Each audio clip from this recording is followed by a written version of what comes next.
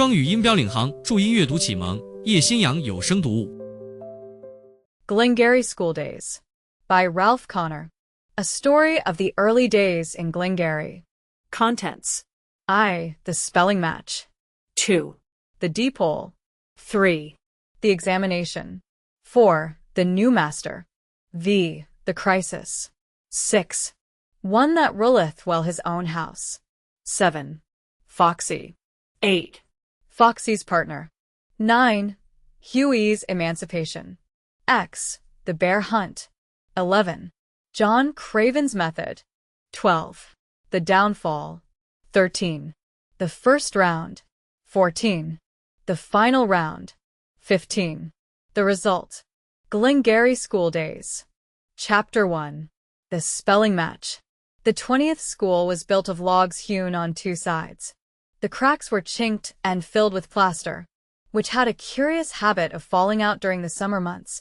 No one knew how, but somehow the holes always appeared on the boys' side, and being there, were found to be most useful, for as looking out of the window was forbidden, through these holes the boys could catch glimpses of the outer world, glimpses worth catching. 2. For all around stood the great forest, the playground of boys and girls during noon hour and recesses, an enchanted land, peopled not by fairies, elves, and other shadowy beings of fancy, but with living things, squirrels, and chipmunks, and weasels, chattering ground hogs, thumping rabbits, and stealthy foxes, not to speak of a host of flying things, from the little gray bird that twittered its happy nonsense all day, to the big-eyed owl that hooted solemnly when the moon came out. A wonderful place, this forest, for children to live in, to know, and to love, and in after days to long for. It was Friday afternoon, and the long, hot July day was drawing to a weary close. Mischief was in the air, and the master, Archibald Munro, or Archie Murrow, as the boys called him, was holding himself in with a very firm hand, the lines about his mouth showing that he was fighting back the pain which had never quite left him from the day he had twisted his knee out of joint 5 years ago, in a wrestling match, and which, in his weary moments, gnawed into his vitals.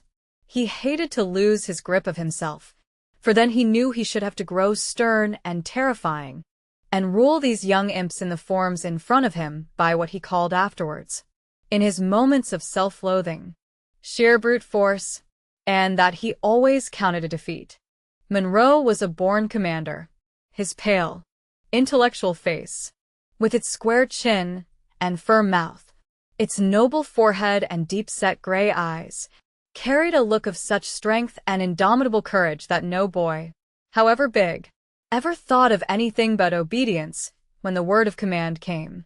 He was the only master who had ever been able to control, without at least one appeal to the trustees, the stormy tempers of the young giants that used to come to school in the winter months.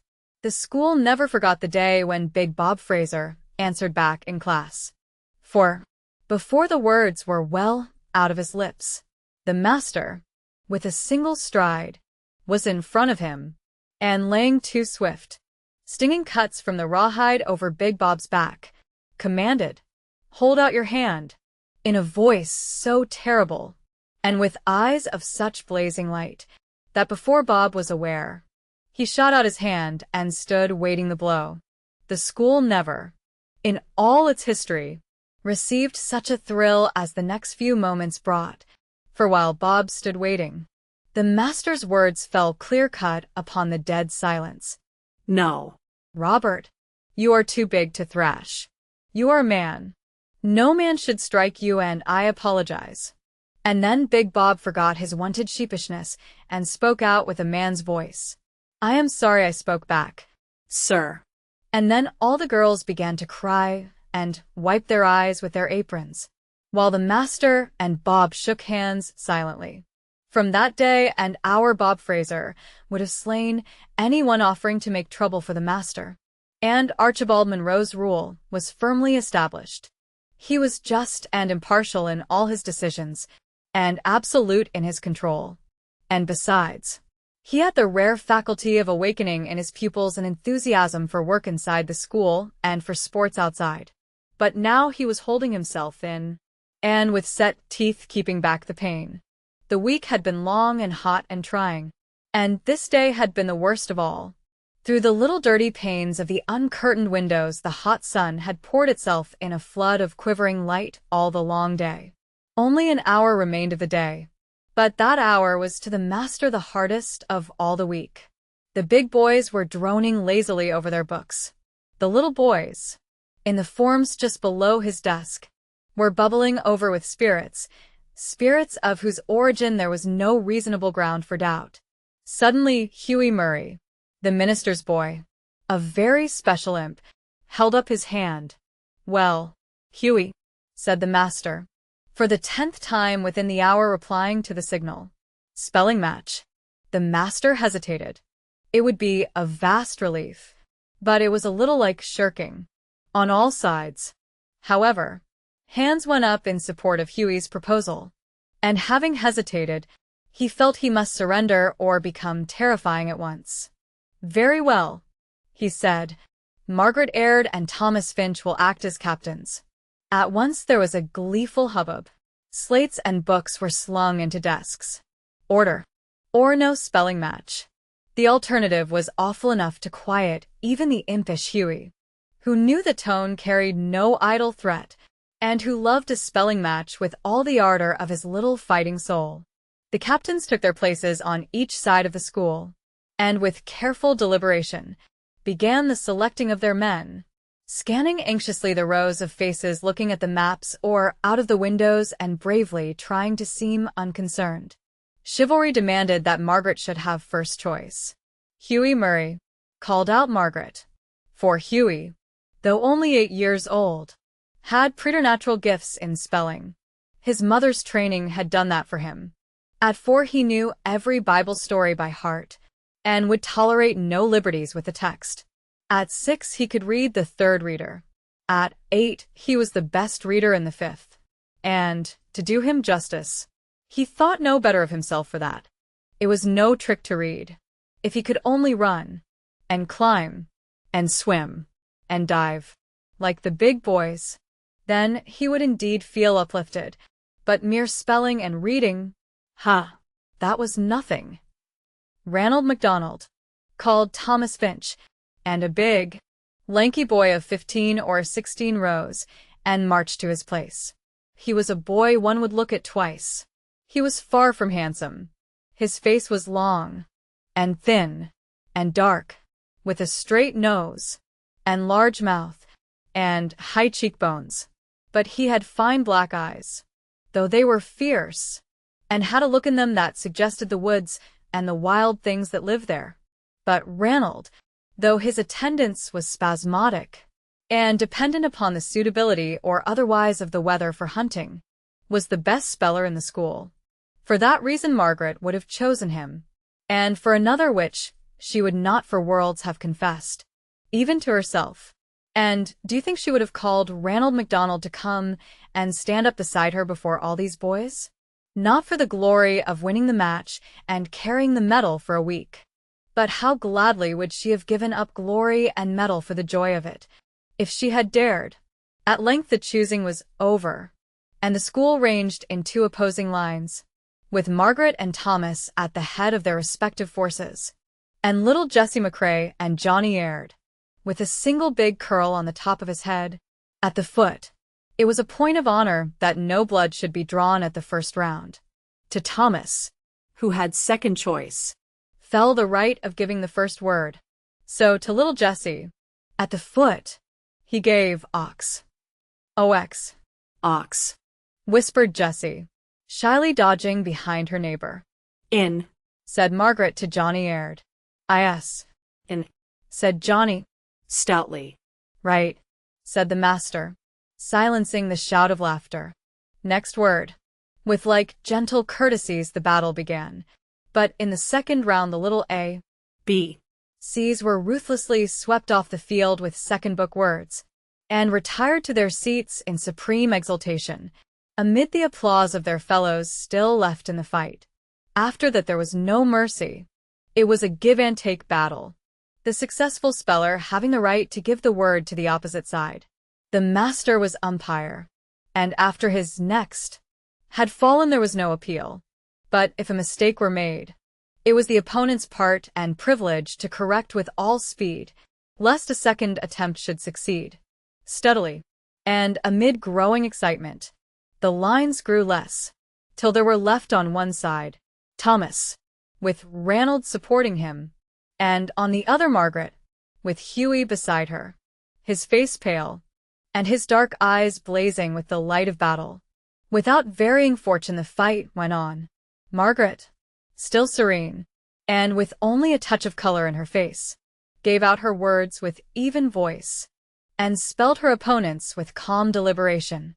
Opposite her Thomas stood, stolid, slow, and wary. He had no nerves to speak of, and the only chance of catching him lay in lulling him off to sleep. They were now among the deadly words. Parallelepiped challenged Hughie to Ranald, who met it easily, giving Margaret hyphen in return. Hyphen spelled Margaret, and then, with cunning carelessness, gave Thomas heifer, she called it. Thomas took it lightly. Hypher. Like lightning Hughie was upon him. Heifer. Fer, shouted Thomas. The two yells came almost together. There was a deep silence. All eyes were turned upon the master. I think Hughie was first, he said, slowly. A great sigh swept over the school, and then a wave of applause. The master held up his hand, but it was so very nearly a tie, that if Hughie is willing. All right, sir, cried Hughie, eager for more fight. But Thomas, in sullen rage, strode to his seat muttering, I was just as soon anyway. Everyone heard and waited, looking at the master. The match is over, said the master, quietly. Great disappointment showed in every face. There is just one thing better than winning, and that is taking defeat like a man. His voice was grave, and with just a touch of sadness. The children, sensitive to moods, as is the characteristic of children, felt the touch and sat subdued and silent. There was no improving of the occasion, but with the same sad gravity the school was dismissed, and the children learned that day one of life's golden lessons, that the man who remains master of himself never knows defeat. The master stood at the door watching the children go down the slope to the road, and then take their ways north and south, till the forest hid them from his sight. Well, he muttered, stretching up his arms and drawing a great breath, it's over for another week. A pretty near thing, though. Chapter 2. The Deep Hole. Archibald Munro had a steady purpose in life to play the man, and to allow no pain of his, and pain never left him long to spoil his work, or to bring a shadow to the life of any other. And though he had his hard times, no one who could not read the lines about his mouth ever knew how hard they were.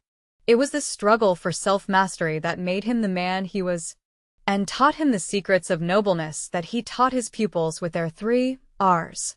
And this was the best of his work for the 20th school. North and south in front of the school the road ran through the deep forest of great pines, with underbrush of balsam and spruce and silver birch. But from this main road ran little blazed paths that led to the farm clearings where lay the children's homes. Here and there, set in their massive frames of dark green forest, lay the little farms, the tiny fenced fields surrounding the little log houses and barns.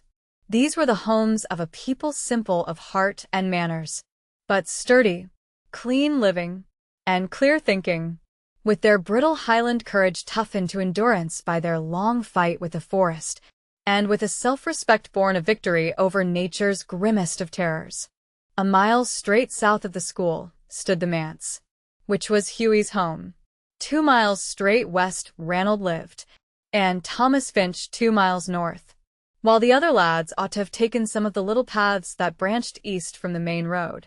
But this evening, with one accord, the boys chose a path that led from the schoolhouse clearing straight southwest through the forest. What a path that was! beaten smooth with the passing of many bare feet. It wound through the brush and round the big pines, past the haunts of squirrels, black, gray, and red, past foxholes and woodchuck holes, under birds' nests and bee trees.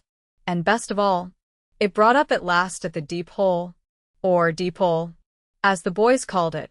There were many reasons why the boys should have gone straight home. They were expected home. There were cows to get up from the pasture and to milk, potatoes that needed hoeing, gardens to weed, not to speak of messages and the like. But these were also excellent reasons why the boys should unanimously choose the cool, smooth-beaten, sweet-scented, shady path that wound and twisted through the trees and brush, but led straight to the deep hole. Besides, this was Friday night. It was hot, and they were tired out. The mere thought of the long walk home was intolerable. The deep hole was only 2 miles away, and there was lots of time for anything else. So, with wild whoops, they turned into the shady path and sped through the forest, the big boys in front, with Ranald easily leading, for there was no runner so swift and tireless in all the countryside, and Hughie, with the small boys, panting behind. On they went, a long, straggling, yelling line, down into the cedar swamp, splashing through the little creek and up again over the beech ridge, where, in the open woods, the path grew indistinct and was easy to lose. Then again among the great pines, where the underbrush was so thick that you could not tell what might be just before, till they pulled up at the old lumber camp. The boys always paused at the ruins of the old lumber camp. A ruin is ever a place of mystery, but to the old lumber camp attached an awful dread, for behind it, in the thickest part of the underbrush, stood the cabin of Alan Gorick. Alan's was a name of terror among all the small children of the section. Mothers hushed their crying with, "Alan Gorick will get you." Alan was a small man, short in the legs, but with long, swinging, sinewy arms. He had a gypsy face, and tangled, long, black hair, and as he walked through the forest he might be heard talking to himself, with wild gesticulations. He was an itinerant cooper by trade, and made for the farmers' wives their butter tubs and butter ladles, mincing bowls and coggies, and for the men, whipstocks, axe handles, and the like. But in the boy's eyes he was guilty of a horrible iniquity. He was a dog killer. His chief business was the doing away with dogs of ill repute in the country. Vicious dogs, sheep-killing dogs, egg-sucking dogs, were committed to Alan's dread custody, and often he would be seen leading off his wretched victims to his den in the woods, whence they never returned. It was a current report that he ate them, too. No wonder the boys regarded him with horror mingled with fearful awe. In broad day, upon the high road, the small boys would boldly fling taunts and stones at Alan, till he would pull out his long, sharp cooper's knife and make at them. But if they met him in the woods they would walk past in trembling and respectful silence, or slip off into hiding in the bush, till he was out of sight. It was always part of the program in the exploring of the lumber camp for the big boys to steal down the path to Alan's cabin, and peer fearfully through the brush, and then come rushing back to the little boys waiting in the clearing, and crying in terror-stricken stage whispers, "He's coming! He's coming!" Set off again through the bush like hunted deer, followed by the panting train of youngsters, with their small hearts thumping hard against their ribs. In a few minutes the pine woods, with its old lumber camp and Alan's fearsome cabin, were left behind, and then down along the flats where the big elms were, and the tall ash trees, and the alders, the flying, panting line sped on in a final dash, for they could smell the river. In a moment more they were at the deep hole. Oh, that deep hole!